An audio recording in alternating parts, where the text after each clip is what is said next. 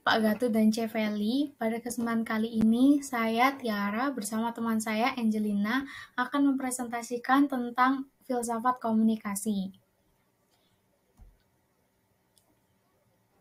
Yang pertama, pada filsafat komunikasi ada dibagi menjadi 3 kajian, yaitu kajian ontologis, kajian epistemologis, dan kajian aksiologi yang nantinya akan dijelaskan oleh teman saya Angelina.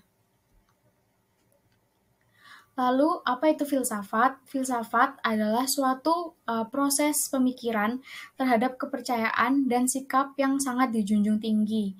Pada filsafat ini, kita juga lebih mengandalkan kepada penalaran logika serta persepsi orang yang berbeda-beda. Dan dari sini kita juga harus menghargai persepsi orang lain tersebut.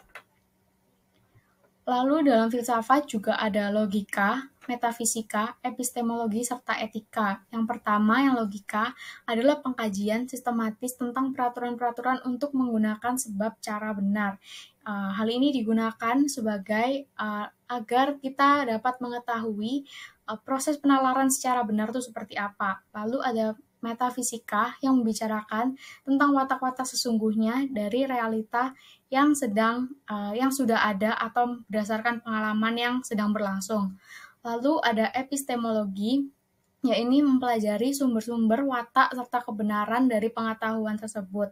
Lalu yang terakhir ada etika, yaitu membicarakan soal mobilitas. Dalam etika itu juga terdapat 3 bagian, yaitu ada etika deskripsif, normatif, dan etika metafisika. Sekian presentasi dari saya, lalu akan dilanjutkan oleh teman saya Angelina.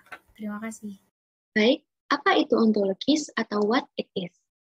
Ontologi berarti studi tentang arti, ada dan berada, tentang ciri-ciri esensial dari yang ada dalam dirinya sendiri menurut bentuknya yang paling abstrak.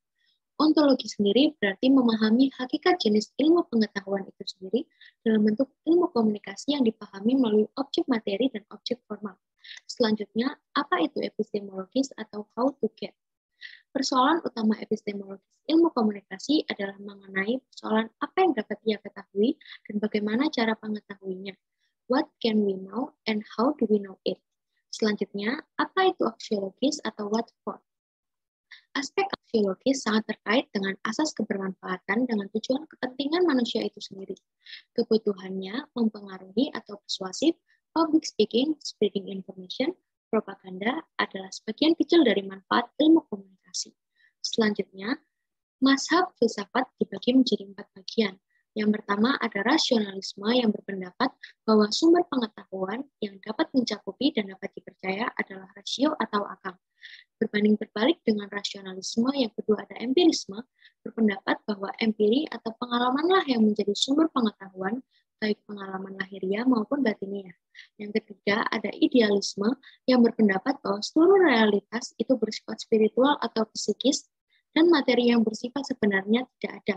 Yang keempat ada positivisme, berpendirian bahwa pemikiran filsafat berpangkal dari apa yang telah ditetapkan, yang faktual, yang positif, sehingga sesuatu yang sifatnya metafisik ditolak.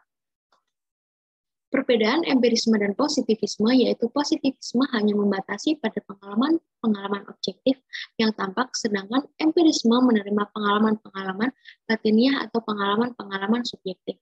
Demikian dari kelompok kami, terima kasih.